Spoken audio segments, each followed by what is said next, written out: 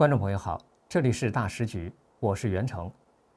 8月31号，天津，习近平带着彭丽媛高调出席上合峰会的欢迎宴会，镜头里两人罕见同框，笑容满面，刻意刷存在感。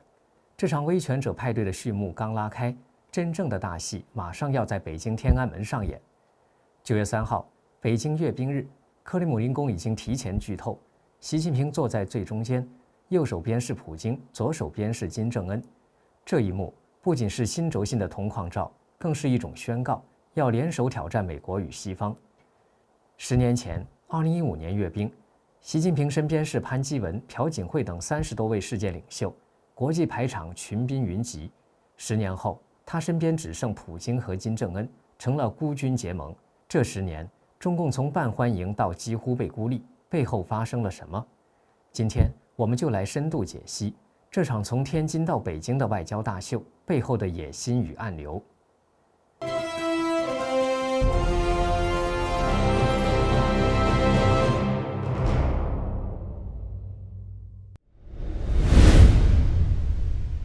就在8月31号，上合组织天津峰会正式登场。当晚，中共党魁习近平和夫人彭丽媛在天津举行了盛大宴会，欢迎各国贵宾。宴会前，习近平夫妇热情地与外方领导人夫妇一一握手合影，场面非常热络。值得注意的是，这是彭丽媛近期少有的高调公开亮相。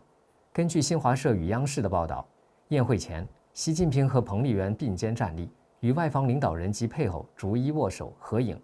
媒体镜头反复捕捉两人同框的画面。这样的安排不仅是一次外交礼节，也被外界视为中共刻意营造第一夫妇同台的政治秀场。这不仅仅是一场客套的晚宴，更是一个重要的政治舞台。习近平在宴会的祝酒词中说了几句非常关键的话，清晰地暴露了他的意图和野心。他说：“当前世界百年变局加速演进，不稳定、不确定、难预料因素明显增多。”这句话是他为接下来的论述铺设的背景。世界很乱，原有的秩序不行了。接着，他马上给出了解决方案。上海合作组织维护地区和平稳定、促进各国发展繁荣的责任更加重大。潜台词是，由中共主导的上合组织要来承担这个更重大的责任。最后，他揭示了最终目标：上海合作组织必将为汇集全球南方力量，助力人类文明进步事业做出更大贡献。大家听明白了吗？汇聚全球南方力量这句话的分量非常重，这是在公开宣告他要集结所有发展中国家，打造一个足以和以美国为首的西方阵营相抗衡的新集团。这已经不是暗示，而是摆在台面上的阳谋。为了烘托这种气势，官方媒体反复强调，这是上合组织自2001年成立以来规模最大的一次峰会。数字也确实如此。现在的上合组织大家庭已经包括10个成员国、2个观察员国、14个对话伙伴，总共26个国家，横跨亚欧大陆，覆盖了世界超过60%的土地和将近1半的人口。所以，这场峰会的开幕就是一场精心编排的序曲，而真正的主角是几位远道而来的重量级人物。我们大时局频道会及时追踪各种重大新闻。如果您想翻墙观看我们的节目，我推荐一款非常好用的 VPN， 神盾 VPN。我和我们团队的人觉得这是目前真正值得信赖的安全 VPN。为什么这么说呢？很多人可能都在用 VPN， 但是传统 VPN 存在一个问题，它只用一台伺服器，资料经过加密传送到 VPN 的服务器，然后由同一台服务器发送过去。也就是说，它不但知道你的来源 IP， 也知道你连去哪里。这意味着只要那台服务器有风险，你的整条路径就会被看得一清二楚。而神盾 VPN 采用的是独家技术，双节点 P2P 加密架构，资料会经过2台服务器转送，第一台只知道你的来源 IP， 第二台只知道你要连的目的地，2台之间端对端加密，任何单一节点都无法还原整条通讯路径，连神盾自己都无法追踪你在网络上的行踪。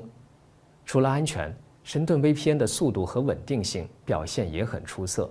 神盾 VPN 可以在全球服务器自动切换，随时连最近最快节点，而且一个账号可用在手机、电脑、平板，可以全家分享。现在购买2年方案，享65折优惠，输入我们节目专属优惠码大时局 DASHIJU， 再打9折，30天内不满意全额退款，无风险适用。赶紧点击节目下方描述栏的购买链接购买。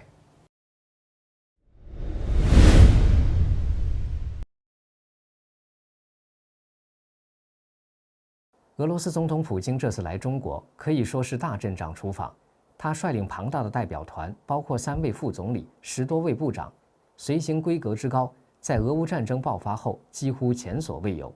就连俄方驻守都承认，这么长时间的外访对普京来说非常罕见。为什么要这样？因为他迫切需要这个舞台。乌克兰战争让俄罗斯在国际上几乎陷入全面孤立，西方制裁一轮接一轮，而上合组织，特别是这次天津和北京的活动，给了普京一个向国际展示不孤单的舞台。更重要的是，他能坐在天安门城楼上习近平的右手边，这个象征性的主宾位置，足以向国内和国际同时传递讯号：俄中关系正处于官方所说的历史最好时期。普京自己也配合演出，在接受中共官媒新华社专访时，他大谈要推动更公平的多极世界秩序，并强调俄中贸易已经几乎完全转向本币结算。这些话既是对习近平的呼应，也是对国内支持者的交代。俄罗斯并不孤立，它还有世界第2大经济体做后盾。如果说普京的出席是意料之中，那朝鲜最高领导人金正恩的现身绝对是这场大戏的最大爆点。要知道，朝鲜领导人上一次参加中共的阅兵式还是1959年的事。金正恩这次罕见的离国之行，并且直接被安排在习近平的左手边，这个信息量实在太大了。这是在宣告一个事实：中俄朝这个昔日的同盟正在重新集结，形成一个新的反西方轴心。克里姆林宫甚至还透露，普京和金正恩可能在北京举行双边会谈。他们会谈什么？外界普遍担忧，很可能会涉及深化武器交易和军事合作。毕竟，朝鲜已经成为俄罗斯在乌克兰战争中的主要盟友之一。对金正恩本人来说，这次北京之行意义非凡。前美国中情局分析师指出，这对他来说是缓解国际孤立地位的重大突破。他站在天安门城楼上，身边是中俄2大国的领导人，这无疑会极大增强他未来在核武问题上与美国谈判的筹码和地位。他不再是一个被世界遗忘的孤家寡人，而是这个新兴威权集团里不可或缺的一员。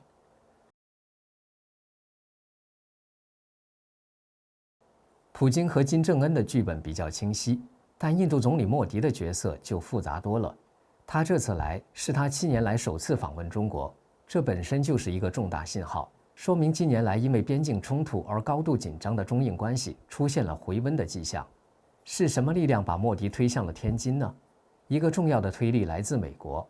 由于印度不顾美国反对，大量购买俄罗斯石油，川普政府决定对印度商品征收高额关税作为惩罚。这种来自华盛顿的压力，反而促使新德里重新思考与北京和莫斯科的关系。莫迪在8月31号会见习近平时也表示，印中是伙伴而不是对手，两国关系不受第三方影响。但是，印度会就此倒向中俄阵营吗？恐怕没那么简单。首先，中印之间根深蒂固的边境问题依然是两国关系里的一根刺。其次，印度对上合组织内部的一些议题也颇有微词，比如在今年6月的上合防长会议上，印度就因为不满联合声明没有提及导致印巴冲突的恐怖袭击事件而拒绝签字。最关键的一点是，莫迪虽然来了天津，但根据中方公布的名单，他并不会出席9月3号的北京阅兵式，这是一个非常清晰的信号。印度希望改善与北京的关系，也乐于在上合这个平台获取经济和战略利益，但他不愿意被绑上中俄的反美战车。印度有自己的大国梦，他想扮演的是一个独立的，在东西方之间左右逢源的摇摆力量，而不是谁的小弟。所以，印度加入上合反而可能会挑战中俄在该组织的主导地位。他不太可能对俄国在乌克兰的战争或中共对台湾的主权主张提供任何实质性的支持。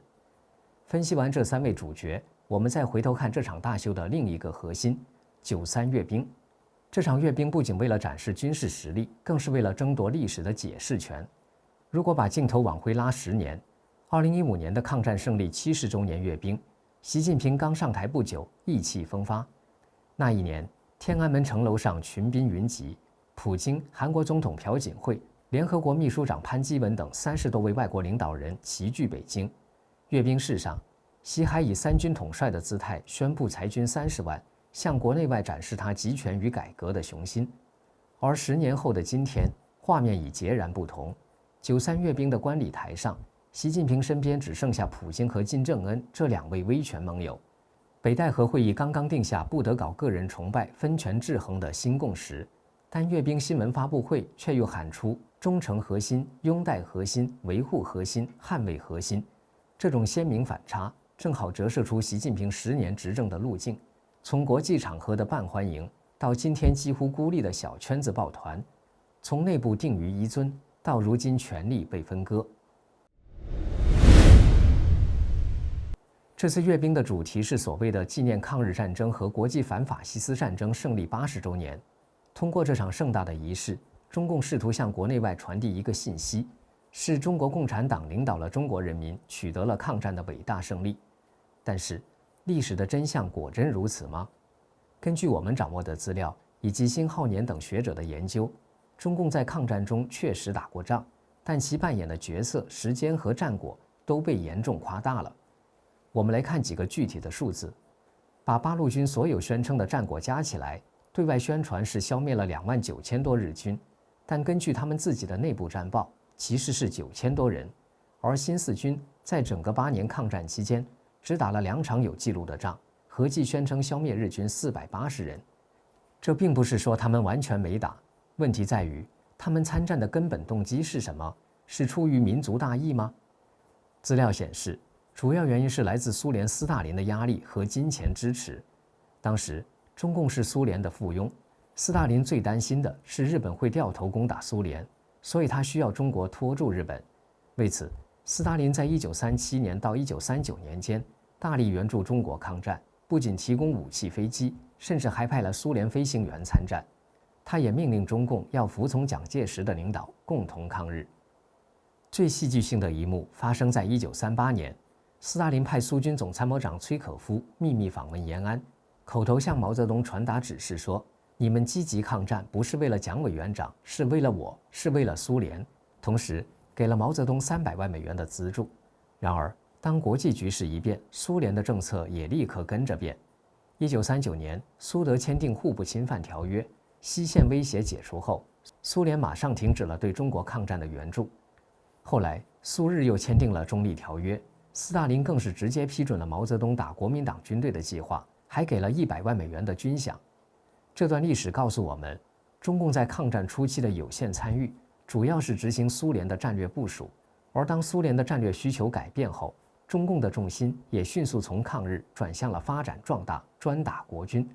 所以，当我们看到天安门广场上盛大的阅兵式时，我们必须明白，这是一场建立在被扭曲和选择性叙述的历史之上的政治宣传，其目的是为了巩固中共执政的合法性。好了，说到这里，我们可以来总结一下了。这场从天津到北京的外交大秀，北京到底想干什么？第一，组建反西方阵营，这是最核心的目的。通过把所有对现有国际秩序不满的国家聚集起来，打造一个足以抗衡北约、挑战美国主导地位的平台。第二，提升习近平的个人形象，将他塑造成动荡世界中的稳定中心，一个能够为全球南方国家代言的全球新秩序领导者。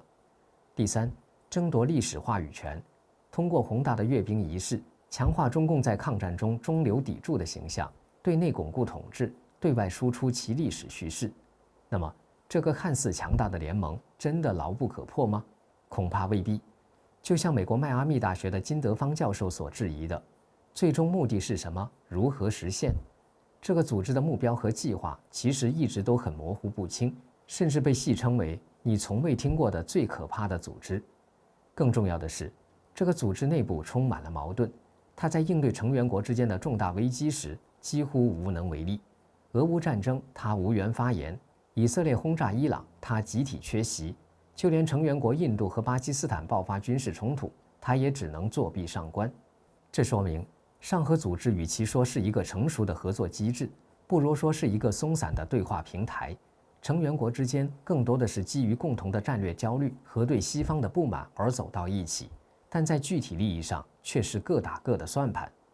所以，当我们看到天安门城楼上那幅精心设计的团拜画面时，我们既要看到它所释放出的咄咄逼人的挑战信号，也要看到这个威权轴心内部深刻的矛盾和脆弱性。这是一场声势浩大的外交秀，但秀场的灯光熄灭后，各国领导人回到家，依然要面对各自国内的棘手问题和彼此之间复杂难解的利益冲突。这场大戏正在上演，而我们都是观众。它将如何影响未来的世界格局，特别是像印度这样的国家，最终会倒向哪一边，都值得我们持续关注。好了，今天就和大家聊到这里。对于北京这场精心策划的外交大秀，你有什么看法？您认为中俄朝这个新轴心会对世界产生多大的冲击？印度的选择又会是什么？欢迎在下方留言区写下您的观点，我们一起来讨论。这里是大时局，感谢您的陪伴与思考，请订阅、分享并打开小铃铛，一起在动荡中坚守真相，在黑暗中点燃希望。